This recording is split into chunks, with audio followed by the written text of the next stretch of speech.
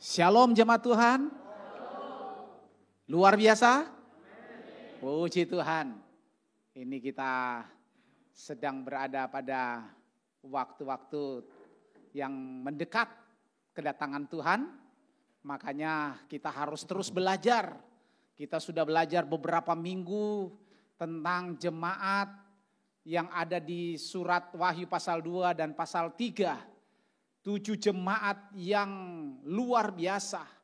5 mendapatkan peringatan untuk bertobat. Dan yang 2 mendapatkan perkataan-perkataan Tuhan yang menguatkan supaya tetap mempertahankan iman mereka sedemikian rupa supaya mereka mengalami kemenangan. Dan selalu di akhir dari surat yang ditujukan kepada 7 jemaat selalu Tuhan berkata, barang siapa menang. Dan kita sudah mendengar bagaimana jalan keluar untuk kemenangan-kemenangan yang sudah diberikan Tuhan kepada jemaat 7 jemaat ini. Dan sekarang kita mau melihat bagaimana kemenangan itu yang sudah kita dapat, yang sudah kita jalani, jangan terhenti. Makanya judulnya adalah kemenangan yang tak terhenti.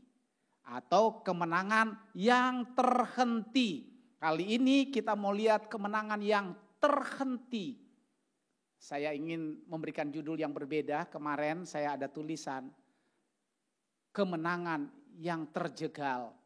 Tapi saya lihat ini yang paling cocok. Kemenangan yang terhenti.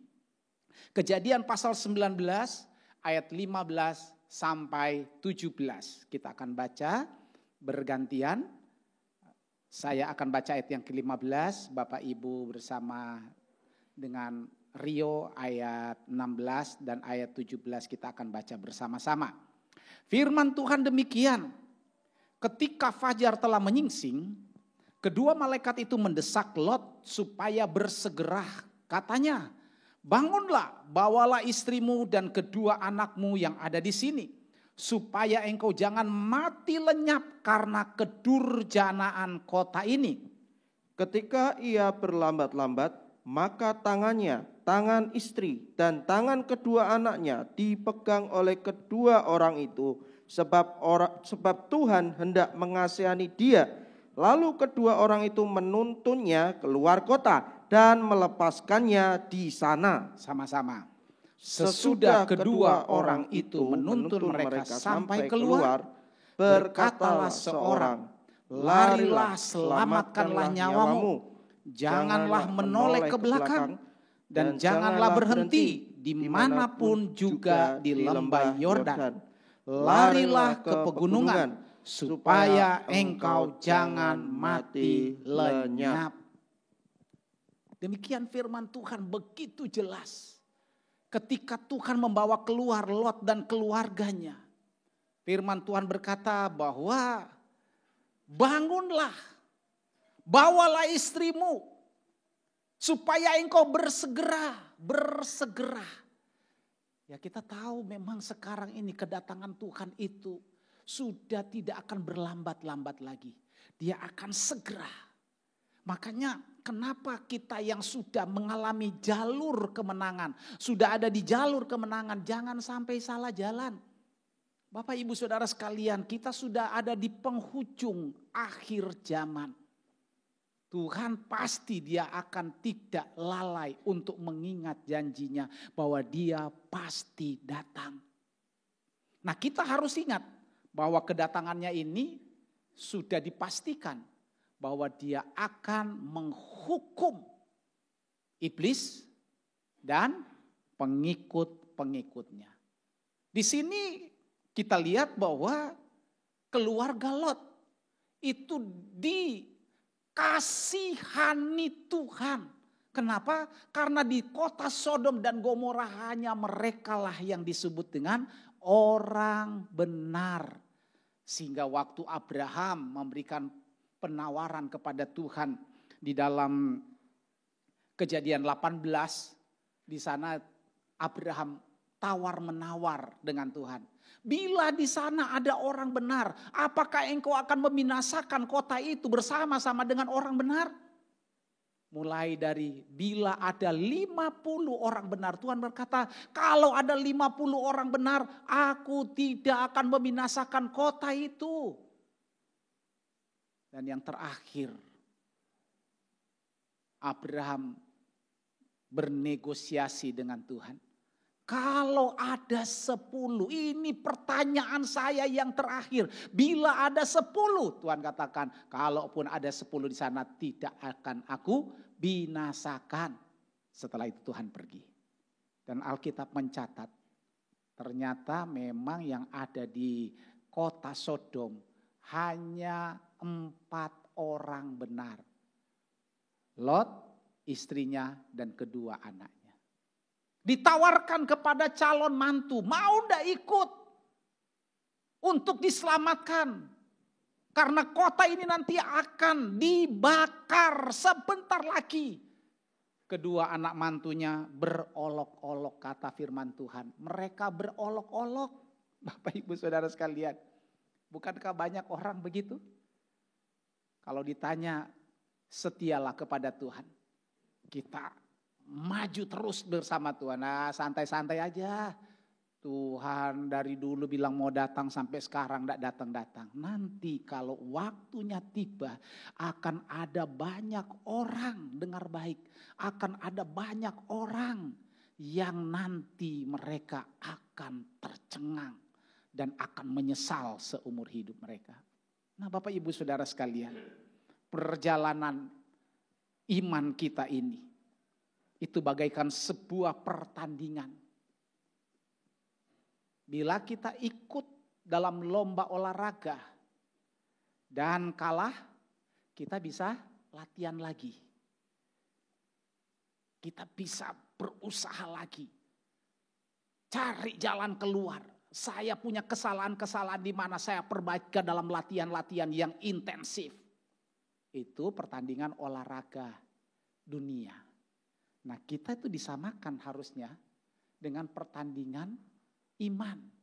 Perhatikan, bila dalam pertandingan iman kita gagal, ini sulit.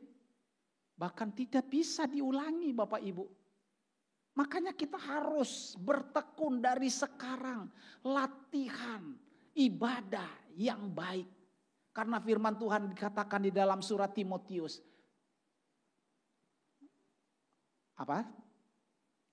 Olahraga itu senam bagi tubuh itu sedikit gunanya. Tetapi ibadah itu berguna dalam segala hal. Baik untuk sekarang ini maupun untuk yang akan datang.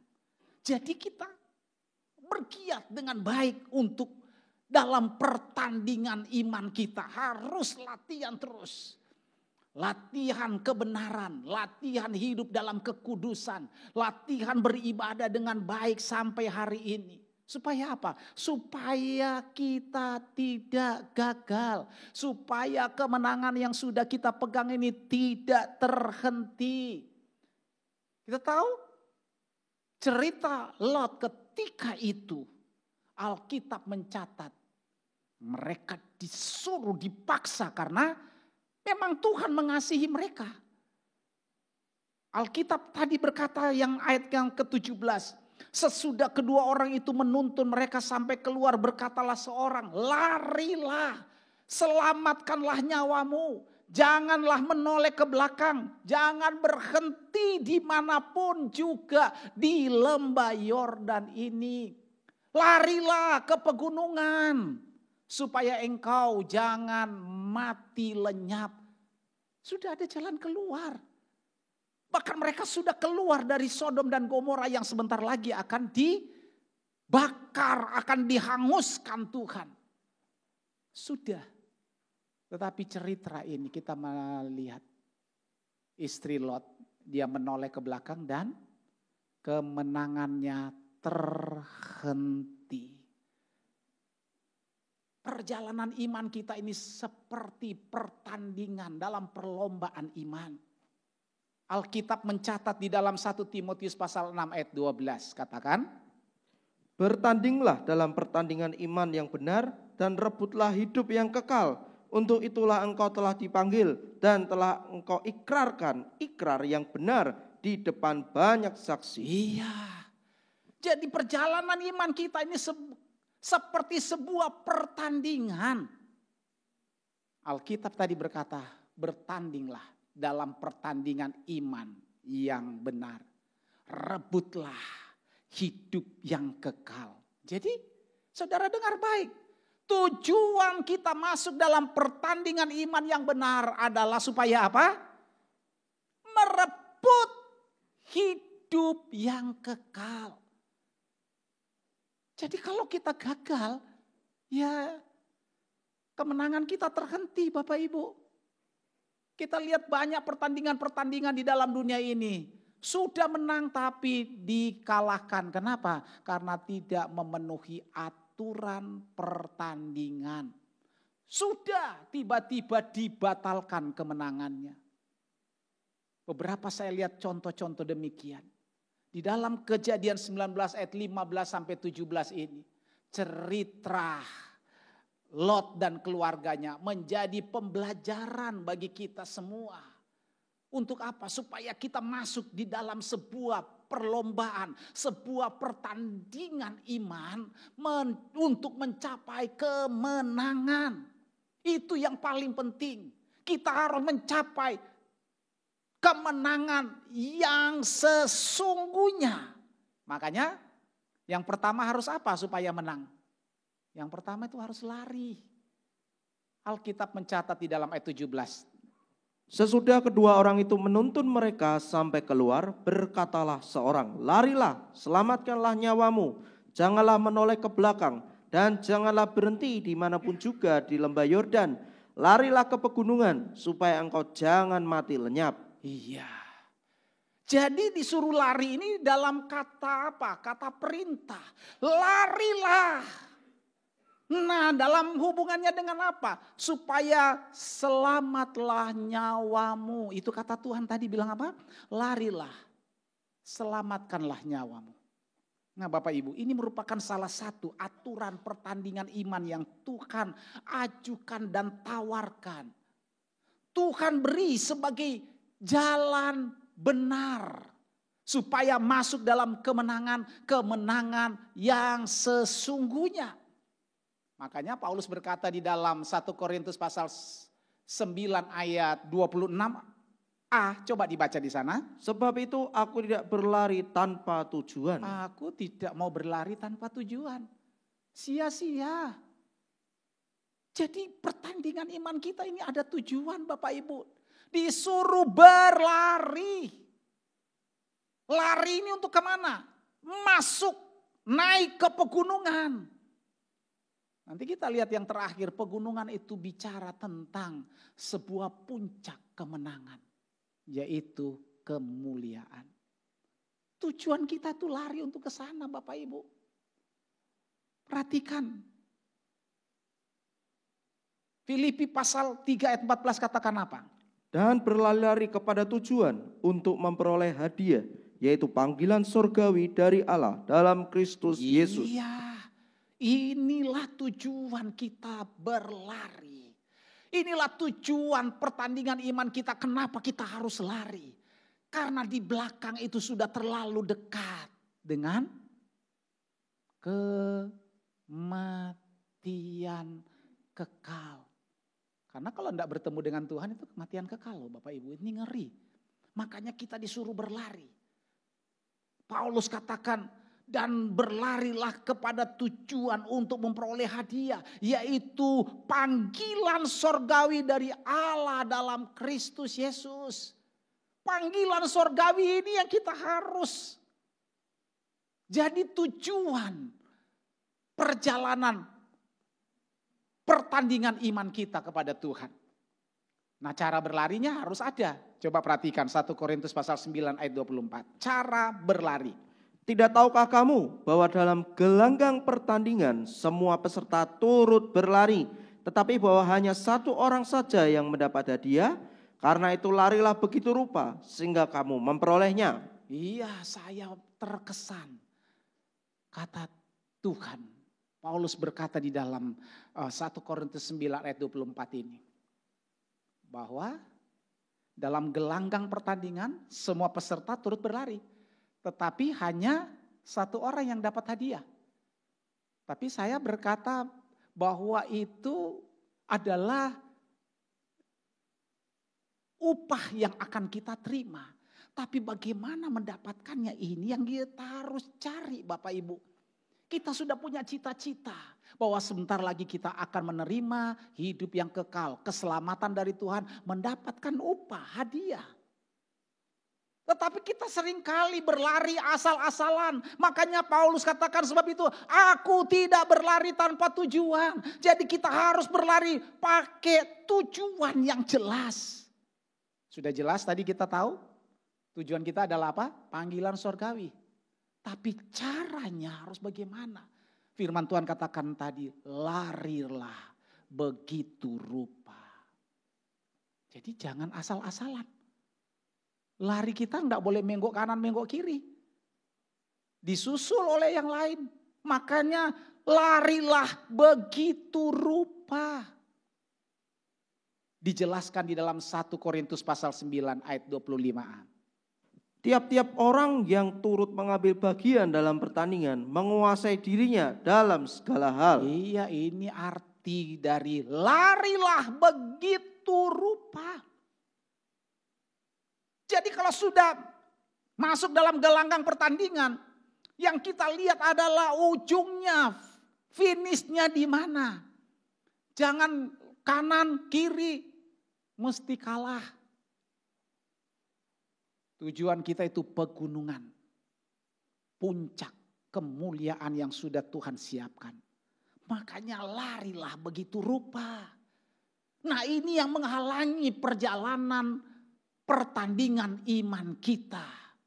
Karena tidak menguasai diri. Firman Tuhan katakan tiap-tiap orang turut mengambil bagian dalam pertandingan. Menguasai dirinya dalam segala hal. Nah kalau begitu, apa kata Tuhan ini? Menguasai diri ini harus yang bagaimana? Roma 12 ayat yang ketiga. Janganlah kamu memikirkan hal-hal yang lebih tinggi daripada yang patut kamu pikirkan. Tetapi hendaklah kamu berpikir begitu rupa, sehingga kamu menguasai diri menurut ukuran iman yang dikaruniakan Allah kepada kamu masing-masing. Iya. Janganlah kamu memikirkan hal-hal yang lebih tinggi daripada yang patut kita pikirkan. Ini Tuhan sudah kasih tahu. Ini yang menghambat perjalanan iman kita. Apa? Pikiran yang seringkali tuntutannya lebih tinggi tapi itu tidak bisa dicapai. Tuhan berkata, ini harus kita pikirkan. Sehingga kamu bisa menguasai diri menurut ukuran iman. Ada banyak orang memaksakan diri, saya harus punya ini karena firman Tuhan berkata, mintalah maka kamu akan diberikan. Padahal ukuran iman kita itu sudah batasnya tertentu. Kita seringkali memaksakan diri, akhirnya harus berhutang. Mendapatkan sebuah barang, tidak mampu dibayar, dibeslah, ditarik kembali oleh pemilik. Kecewa lagi sama Tuhan. Tuhan, ini yang kita harus kuasai Bapak Ibu dalam sebuah pertandingan iman. Larilah begitu rupa. Coba lihat ayat yang kedua dalam pasal 12. Janganlah kamu menjadi serupa dengan dunia ini, tetapi berubahlah oleh pembaruan budimu. Yang bikin susah dalam pikiran ini adalah apa? Punya cita-cita yang duniawi. Saudara kalau mencintai dunia, Tuhan bilang itu musuh loh. Tapi ya sampai hari ini siapa saja, enggak ada yang kapok-kapok. Iya enggak apa-apa, ke gereja tetap ke gereja. Berdoa tetap berdoa, tapi ini menjadi tujuan utama. Apa itu? Ingin menjadi serupa dengan dunia ini. Tuhan bilang jangan. Jangan. Kita orang-orang yang berbeda. Akibat dari kepingin menjadi serupa dunia ini ketika istri Lot sudah meninggalkan Sodom dan Gomora.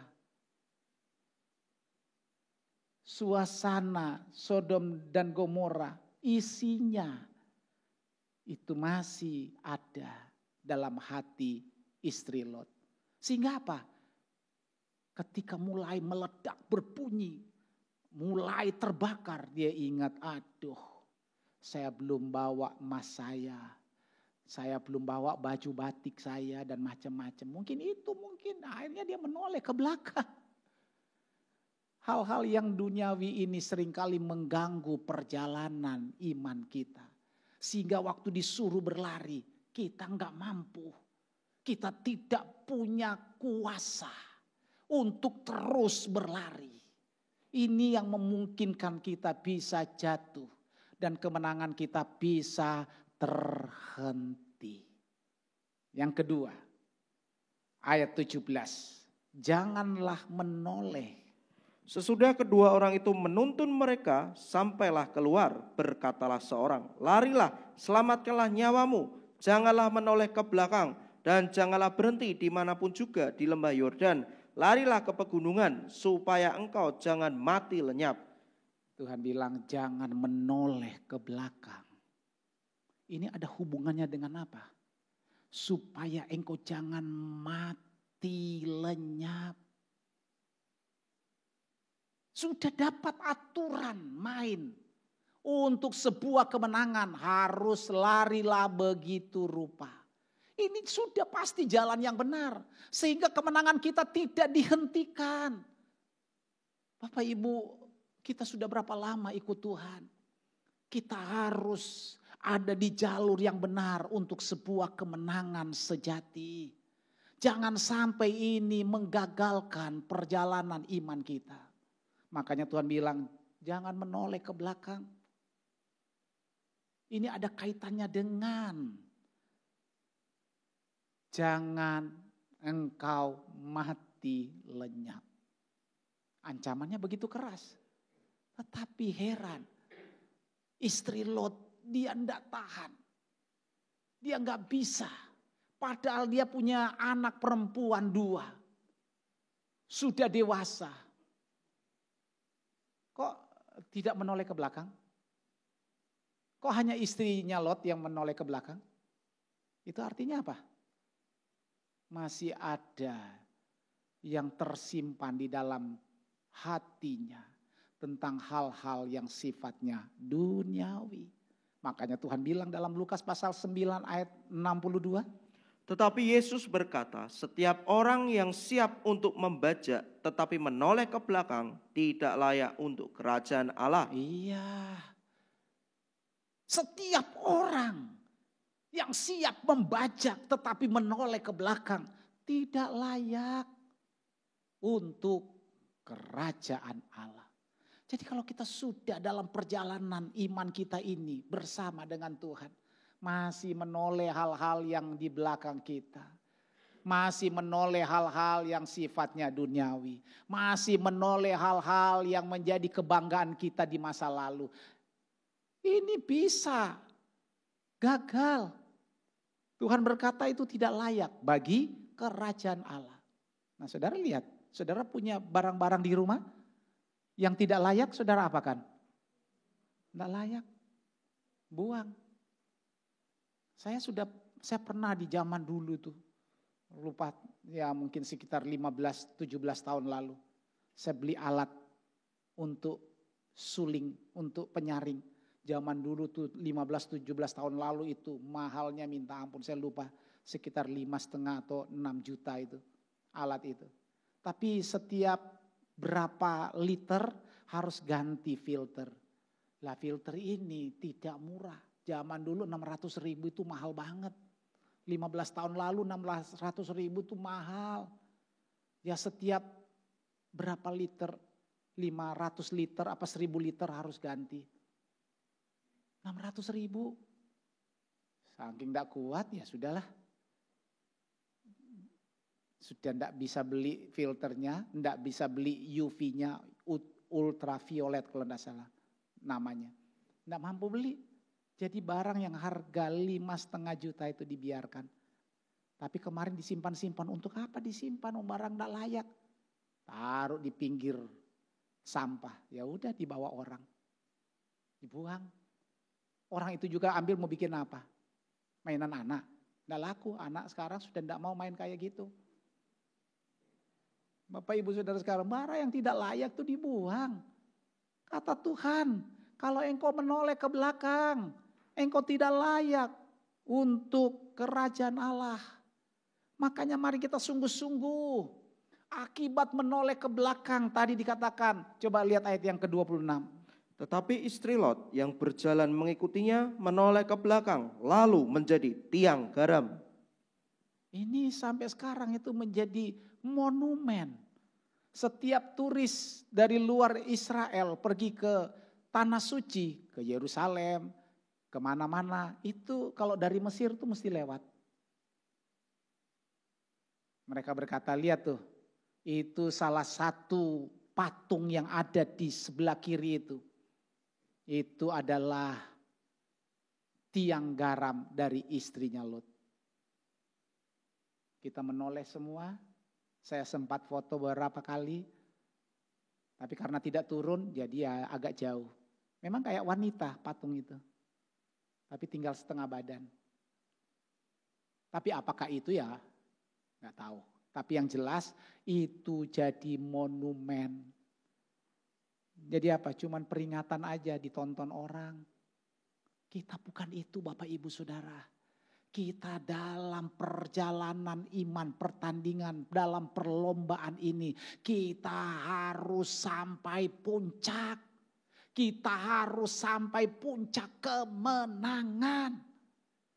Jangan sampai kemenangan yang sudah ada terhenti. Kenapa saya kasih judul ini? Karena mereka sudah keluar dari Sodom dan Gomora. Sementara apa? Sementara berlari ke puncak. Artinya apa? Mereka sudah posisi aman. Artinya apa? Mereka sudah posisi tidak terhukum bersama dengan Sodom dan Gomora yang akan dibakar oleh Tuhan. Sudah keluar. Tapi kenapa bisa terjadi yang seperti begini? Sekali lagi persoalan hati kita. Hati kita ini perlu dijaga. Kita harus waspada. Dalam Amsal katakan apa? Jagalah hatimu dalam segala kewaspadaan. Karena dari situlah akan memancarkan hidup. Jadi kalau saudara punya hati tertuju kepada Tuhan, ya otomatis kita tertuju pada hidup yang kekal. Tapi kalau kita tertuju kepada Sodom, nah walaupun tidak terbakar tapi terhenti. Lot, istri Lot, ketika dia menoleh ke belakang, Alkitab mencatat dengan jelas, maka dia menjadi tiang garam. Ini sudah bukan salah Tuhan, karena Tuhan sudah bilang jangan kamu menoleh ke belakang. Coba baca lagi. Kalau menoleh ke belakang katanya kenapa? Tetapi istri Lot yang berjalan mengikutinya menoleh ke belakang lalu menjadi tiang garam. Kalau Tuhan sudah kasih peringatan jangan dilewatin, jangan dilanggar. Makanya ada kata yang ketiga, peraturan ketiga, jangan berhenti. Ayat 17 lagi. Sesudah kedua orang itu menuntun mereka sampai keluar, berkatalah seorang, larilah, selamatkanlah nyawamu, janganlah menoleh ke belakang, dan janganlah berhenti dimanapun juga di lembah Yordan. Larilah ke pegunungan, supaya engkau jangan mati lenyap. Jangan berhenti dimanapun juga di lembah Yordan. Saudara, lembah Yordan itu apa lembah Yordan? Coba perhatikan Kejadian 13 ayat 10. Lembah Yordan ini apa? Kejadian 13 ayat 10. Ayat yang ke-10. Lalu Lot melayangkan pandangnya dan lihatnya bahwa seluruh lembah Yordan banyak airnya seperti taman Tuhan, seperti tanah Mesir sampai ke Zoar. Hal ini terjadi sebelum Tuhan memusnahkan Sodom dan Gomora. Seperti apa katanya? Taman Tuhan. Seperti taman Tuhan. Kalau seperti artinya apa? Bukan, tidak sama dengan taman Tuhan. Hanya seperti, karena Lot menggunakan mata. Waduh, di sana itu banyak airnya. Tumbuh-tumbuhannya semua hijau. Indah dalam pemandangan mata. Ini menunjukkan duniawi.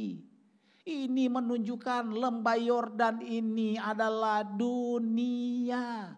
Dia penuh dengan keindahan.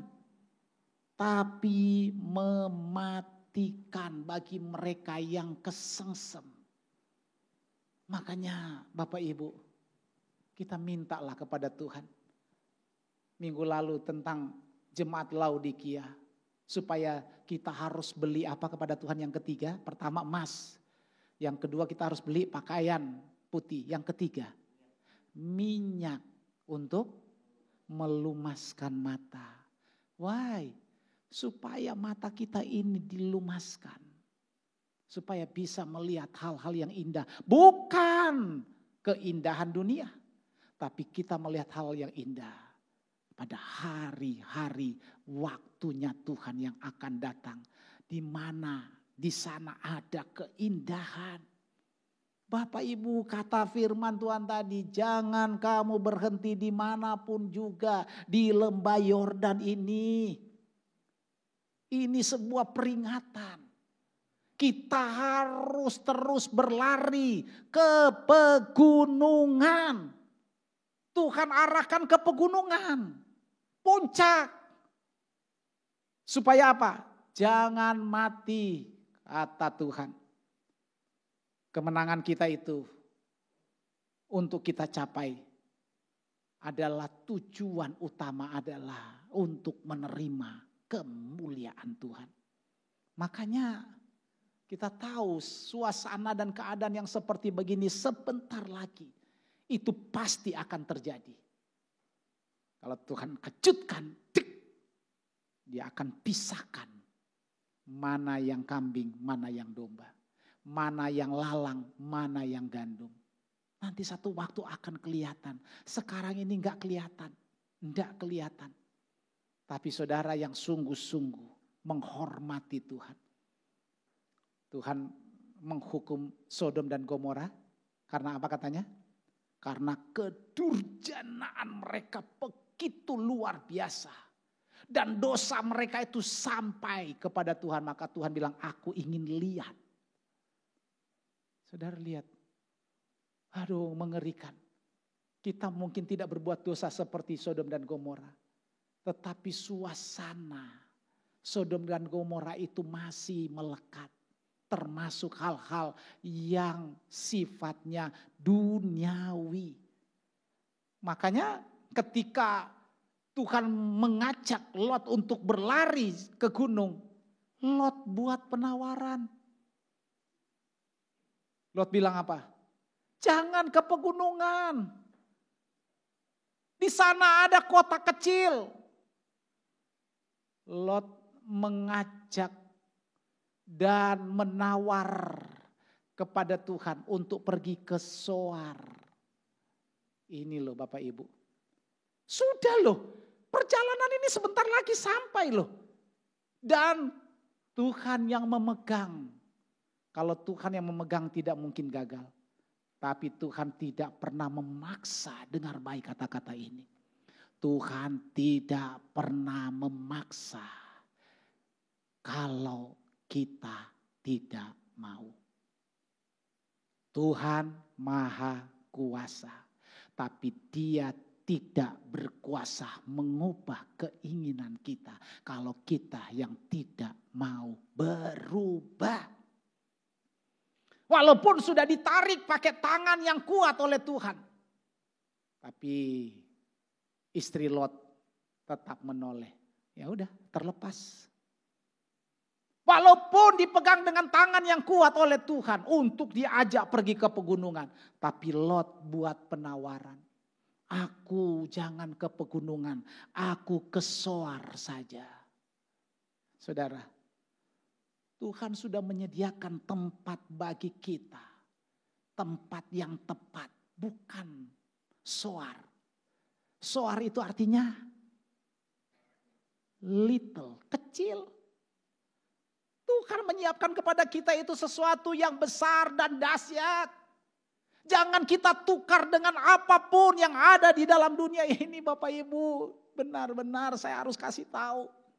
Jangan kita tukar dengan apapun, apalagi dengan materi. Kita harus tukar iman kita. Aduh.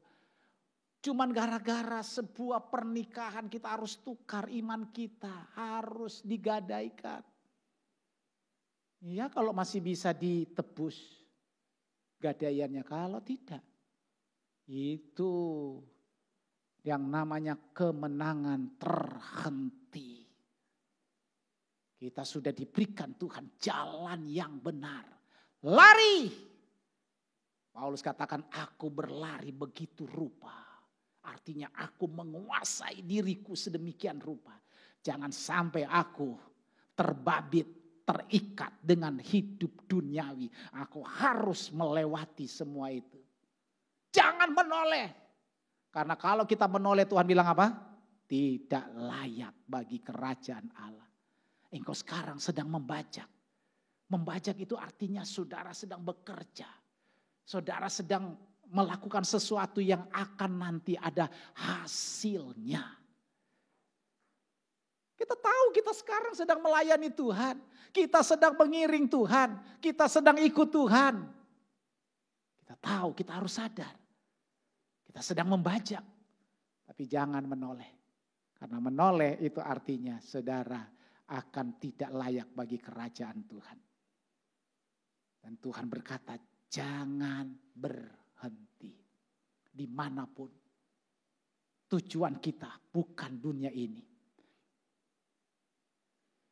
Tujuan kita adalah hidup yang kekal, kerajaan Tuhan.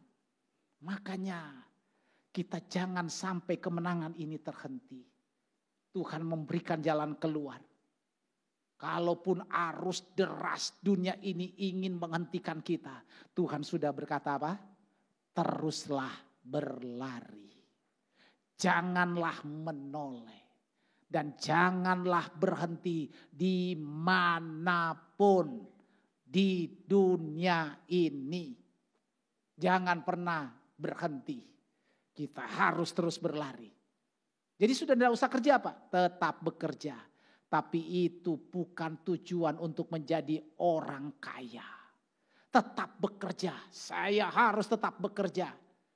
Untuk supaya nama Tuhan dipermuliakan. Harus. Tapi itu bukan tujuan sampai harus meninggalkan pelayanan. Sampai harus meninggalkan tugas. Apalagi sampai meninggalkan cinta kepada Tuhan. Itu berbahaya Bapak Ibu. Berbahaya. Ya, kita harus terus berlari. Jangan menoleh, jangan berhenti dimanapun di dunia ini. Walaupun di tempat-tempat tertentu diberikan fasilitas. Untuk kita bisa nikmati. Tapi saya kasih tahu saudara, itu bukan tujuan. Fasilitas kita Tuhan sudah kasih Roh Kudus. Untuk apa? Bisa selalu menghibur kita. Selalu untuk supaya kita bisa mendapatkan wejangan dari Tuhan. Teman-teman saya beberapa waktu lalu, mereka itu pendeta-pendeta. Terus mereka bilang, wah Pak Abraham ini perlu jalan-jalan. Yuk, mobil kita ini masih kosong. Kita jalan-jalan sebentar Pak, lihat-lihat dulu keadaan. Habis itu cari makan. Aku pikir, gitu ya aku sudah orai kaya ngono. Dalam hati. Di rumah lebih enak apa? Udah. Istri saya datang doa di sini, menara doa saya di rumah saya juga ikut berdoa. Tuhan. Saya mau menikmati perjalanan ini bersama dengan Tuhan. Karena Engkau sudah menjanjikan harus berlari terus. Jangan menoleh puncak tujuan kita. Yaitu kemenangan yang sejati. yaitu bertemu dengan Tuhan di dalam kemuliaannya. Amin. Tuhan memberkati.